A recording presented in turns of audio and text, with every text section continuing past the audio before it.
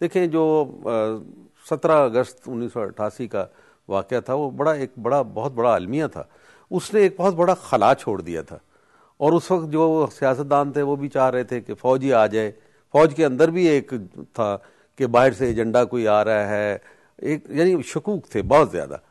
تو اس وقت ضرورت یہ تھی کہ کوئی بیلنس آف فورسز کیا جائے.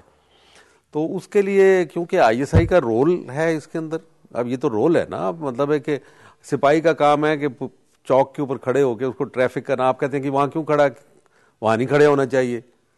وہ ٹھیک ہے کہ وہ آئی ایس آئی کو ایک رول سونپا گیا ہوا تھا، اسی لیے ابھی کہا ہے انہوں نے کہ یہ رول نکال دیا ہے. اچھی بات ہے کہ میں خود بھی چاہتا تھا کہ یہ رول نکل جائے، اس وقت بھی کہتا تھا، لیکن یہ ہمارا رول تھا. اور رول کے اندر یہ ہے کہ کانشیسلی جب آپ دیکھا جائے تو اس وقت کیونکہ امریکہ کے بارے میں یہ تصور تھا کہ وہ دیکھیں اس وقت ہمارا نیوکلیر پروگرام مکمل نہیں ہوا تھا. اس وقت ہمارے پاس مکمل تو ہو چکا تھا نیوکلیر پروگرام، لیکن اس حد تک نہیں تھا کہ ہم ڈیوائس کو اسمبل کر سکیں. تھوڑا سا رہ گیا تھا. افغانستان کی جنگ جو ہے وہ بھی تھوڑی سی رہ گئی تھی، اور کشمیر کی تحریک آزادی جو تھی ہمیں آثار نظر آ رہے تھے کہ اٹھنے کو ہے. تو یہ سارے جو واقعات تھے اس کے لیے ضروری تھا کہ جمہوریت کی گاڑی بھی چلتی رہے، بلکہ پہلے سے بہتر چلے، اور کوئی ایسا ایجنڈا بھی نہ پروان چڑھ سکے پاکستان کے اندر جس کے سیاسی طور پہ اس کو روک لیا جائے. اور فوج کے اندر ایک اور بھی خدشہ تھا کہ کہیں بھٹو صاحب جو تھے ان کو پھانسی چڑھایا گیا تھا تو اس کے نتیجے میں کہیں بدلے نہ لیے جائیں. تو اس کے لیے ایک ترتیب دی گئی. صحیح تھا یا غلط ہے میں اس کو تسلیم کر چکا ہوں کہ یہ نہیں ہونا چاہیے تھا، باوجود اس کے کہ ہمیں سیاست میں مداخلت نہیں کرنی چاہیے. لیکن بڑی بدقسمتی یہ ہے کہ سیاسی ادارے جو ہیں بذات خود اتنے کمزور ہوتے ہیں کہ وہ ایک قسم کی مواقع پیدا کر دیتے ہیں، اور سیاستدان خود جو ہیں وہ فوج سے بڑی قربت حاصل کرنا چاہتے ہیں. تو یہاں پہ آگے گڑبڑ ہوتی ہے. تو ہم نے تو 92 سیٹوں سے محترمہ کو اس وقت 109 سیٹیں سمپل میجورٹی کے لیے چاہیے تھی، لیکن 92 سیٹوں سے کے ساتھ ان کو پاور ٹرانسفر کی دے. اگر ہماری بدنیتی ہوتی اس وقت، یعنی میں ان 3 اشخاص میں شامل تھا، غلام اسحاق خان تھے اور آرمی چیف تھے، بنیادی طور پہ تو آرمی چیف تھے اور میں تھا، 3 ہی تو شخصیات تھیں جو فیصلہ سازی میں اس وقت کر رہے تھے. اور کیونکہ میں فرنٹ میں تھا، میرا کام تھا، میں کہتا ہوں ہاں آئی جے آئی بنائی تھی، آپ اس کے لیے میں کہتا ہوں کہ ٹرائل کر لیں میرا، تاکہ میں ایکسپلین کر سکوں، بجائے اس کے کہ یہ کہا جائے کہ جی یہ بدنام کر رہے ہیں، آئی ایس آئی کے پیچھے پڑ گئے ہیں. بھئی آئی ایس آئی کے اندر رول دیا ہوا ہے، غلط رول دیا ہوا، اور دیا کس نے؟ مسٹر بھٹو نے خود دیا 1975 کے اندر. انہوں نے کہا کہ اس کے اندر ایک پولیٹیکل سیل کریٹ کیا جائے. اور اس کے بعد جب محترمہ آ گئیں پہلے دور حکومت میں، تو انہوں نے ایک کمیشن سیٹ اپ کیا کہ آئی ایس آئی کے اندر تبدیلیاں لائی جائیں. تو میں نے لکھ کے دیا کہ جی ہمارے سے یہ رول واپس لے لیا جائے، لیکن انہوں نے بھی نہیں لیا، برقرار رکھا اس کو. اس کے بعد بتدریج سویلین حکومتیں آتی رہیں، کسی نے بھی رول نہیں لیا. اب کہتے ہیں کہ وہ آئی ایس آئی کا رول ہم نے ختم کر دیا گیا. بڑی خوشی کی بات ہے اگر وہ کر دیا، اچھی بات ہے، کیونکہ آئی ایس آئی کے پاس تو بہت کو اور کام کرنے کو ہیں. ملک کے دفاع کا سارا جو شروع میں جو پہلی دفاعی لائن ہے وہ تو آئی ایس آئی اس کو کنٹرول کرتی ہے.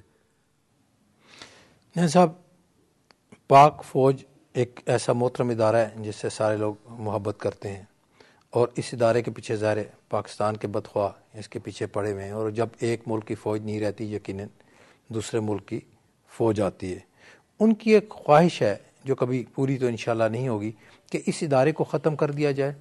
اس ادارے کو ختم کرنے کے لیے اپنے بھی اس میں شامل ہو جاتے ہیں؟ جی میرا خیال ہے کہ نہ سمجھتے ہوئے اس میں شامل ہوتے ہیں. میرا نہیں خیال کہ کوئی بدنیتی سے اس میں ہوتا. البتہ جو ڈیل کر کے آتے ہیں تو پھر جس کے ساتھ ڈیل کیا ہوتا ہے وہ تو اپنی مرضی کروانے کی کوشش کرتا ہے نا، اور وہاں پہ آ کے پھر بلاک لگانے کی ضرورت محسوس ہوتی ہے کہ کہاں بلاک لگائے جائیں. تو ادارے کو تو ان بہت بری نظر سے دیکھتے ہیں. یعنی اے روشنی تباہ کے تو بر من بلا شدی والی بات. آئی ایس آئی کیونکہ اچھی تھی اور اس نے ایک سپر پاور کو شکست دلانے میں کردار ادا کیا افغانستان کے اندر، اور اتنی بڑی جنگ لڑی جس کی انتہا نہیں، اور اس کو خفیہ رکھا اور اس طریقے سے کیا، تو اس کی وجہ سے امریکن جو ہیں وہ ISI سے گھبرا گئے۔ تو جارج بش سینئر صاحب، میں جب ابھی افغان جنگ جو تھی وہ 15 فروری کو ختم ہوئی تھی، روسی گئے تھے وہاں 15 فروری 89 کو، اور 20 جنوری کو ان کے بش صاحب کے والد صاحب پریزیڈنٹ بنے تھے، تو یہ ڈائریکٹر CIA کے رہ چکے ہوئے تھے۔ تو انہوں نے جو پہلی کانفرنس انٹیلیجنس والوں کی بلوائی اور اس میں یہ حکم دیا کہ clip the wings of the ISI، یعنی ISI کے پر کاٹو۔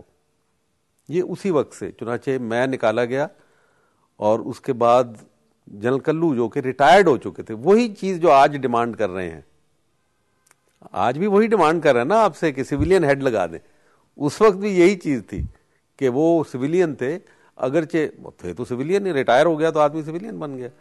اگرچہ جنرل کلو بڑا میں احترام کرتا ہوں ان کا، بڑے اچھے آفیسر تھے، اور انہوں نے کوئی تبدیلی نہیں کی۔ جو بھی میرے بعد آئے تو انہوں نے کہا کہ جو حمید گل پالیسی کر رہا تھا وہی جاری رکھو، کیونکہ ان کو انٹیلیجنس کا کوئی خاص تجربہ نہیں تھا۔ تو ISI کے لیے تو پہلے دن سے ہی، کیونکہ اس کی طاقت کا اندازہ ہو گیا، اس کے ڈسپلن کا، اس کی افادیت کا، اس کے لوگوں کی صلاحیت کا اس کو پتہ چل گیا امریکہ کو، تو انہوں نے کہا کہ اب جو ان کا ڈیزائن تھا کولڈ وار ختم ہونے کے بعد، اس کے لیے ISI کا اس طریقے 89 میں انہوں نے یہ کہہ دیا، اس کو ختم کرو، ISI کو، اس کو کمزور کرو۔ حالانکہ ان کو چاہیے تھا کہ بھئی افغانستان میں مجاہدین کو کمزور کر دیا گیا، ان کو دہشت گرد قرار دے دیا گیا، یہ سارا ایک کھیل ہے کہ جہاں سے بھی کوئی ایک ان کو ان کے اپنے جو نقشہ ہے اس سے مخالف کوئی بھی مزاحمت نظر آئے گی تو وہ اس کو کچلنے کی کوشش کریں گے۔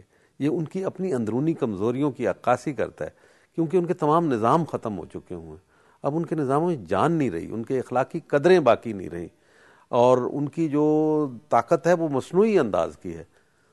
تو اس کی بنیاد جب کسی چیز کی اچھی نہیں ہوگی، ان کے پروگرام کی کوئی اچھی بنیاد نہیں ہے، وہ پھر کمزور ہی رہیں گے۔ اس لیے جو یہ نام نہاد دہشت گردی کے خلاف جنگ ہے، وہ خود مانتے ہیں ہم کہ ہم ہار رہے ہیں۔ بھئی کس کے خلاف ہار رہے ہو تم؟ نہ تمہارے سامنے کوئی فوج ہے، نہ تمہارے سامنے کوئی ملک ہے، نہ تمہارے سامنے کوئی منظم تنظیم ہے، بغیر پتے کے، بغیر شناخت کے لوگ ہیں جو تمہارے ساتھ جنگ لڑ رہے ہیں، اور ان کے خلاف تم ہار رہے ہو۔ تمہیں شرم آنی چاہیے کہ کیا وجہ ہے کہ تم ہار رہے ہیں۔ اس کے اندر انہوں نے کبھی اپنے گریبان کے اندر جھانک کے اس کو دیکھا نہیں ہے۔ ناظرین، جنرل صاحب سے ہماری گفتگو جاری ہے، ایک مختصر سا اشتہاری وقفہ، ہمارے ساتھ رہیے گا۔